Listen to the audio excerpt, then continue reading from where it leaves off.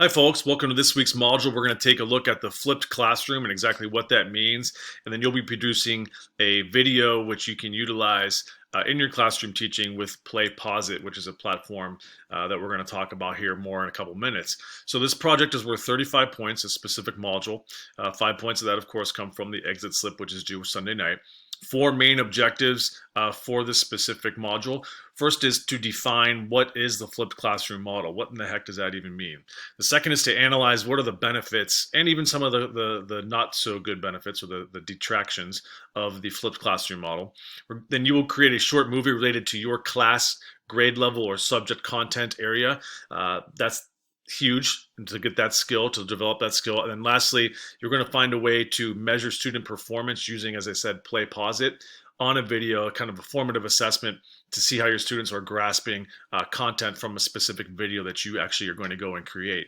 So in the module itself, you'll see tutorials for Playposit. You'll see tutorials for other items as well. Actually, it'll be just for Playposit. So you can utilize Screencast-O-Matic to make your video. You can utilize Windows Movie Maker, iMovie, any platform that you would like to actually go ahead and make the movie.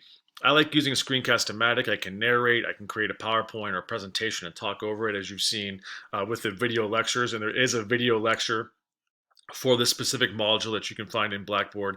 I strongly recommend and encourage you to go and actually watch that video lecture. Remember, you can put that thing on 1.25 or 1.5 speed, and you don't have to watch it for that entirety. In terms of what the actual time length would be, you could cut that down by 20, 30, 40%, depending on how fast you can watch the video, and throw on the closed captions as well. Videos are really a great item to use. You can find different resources all over the internet on ways to incorporate and leverage videos into your teaching practices. It's a fantastic way to do that. The requirement's 1.5 to 2 minute video. So don't give me a 4.5 minute lecture. That's not what this is about. Just something short and concise. Again, something that you create, that you utilize. Don't go and just simply pull up a YouTube video. Speaking is not required. So I've seen some students, what they've done is they've just put content like a slides presentation with some music over it. That's fine as well. It's up to you, whatever you want to do and you're comfortable with. Make sure your transactions are smooth and all your images and clip art and things that are incorporated into the video make sense and are appropriate for the age level of which you're going to actually be teaching.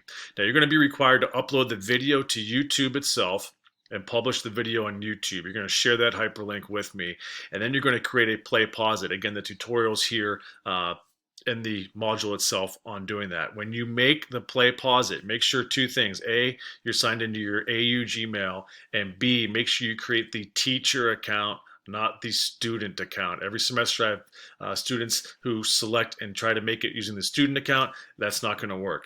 So you're going to turn in two links. You're going to turn in the hyperlink to the video itself on YouTube, and then you're also going to upload or insert or submit, whatever you want to call it, the URL to the Playposit. I have some student examples on here. You'll see the rubric is on here as well. The exit slip and Google Dropbox is here, and there's also a Dropbox in Blackboard. So if you have any questions, please feel free to reach out to me. I know this can sometimes be a time-consuming activity for a lot of students. This seems to be the one that kind of chews up the most time. But again, take something that you're working with right now in class that you can plug right in here. If you already have a presentation made, you can go ahead and utilize it. You don't have to create a Google Slides presentation specifically for this module. If you have something already, that's cool. I want to see you record a video lecture or creative informational video related to content that you can then share and teach with. All right, so you don't have to actually go and make a brand new slides presentation. That's not necessary. If you have one already, great. Work smart, not hard. I look forward to seeing these videos and everything that you come up with here for this specific module. And if you have any questions, please feel free to reach out to me and let me know right away.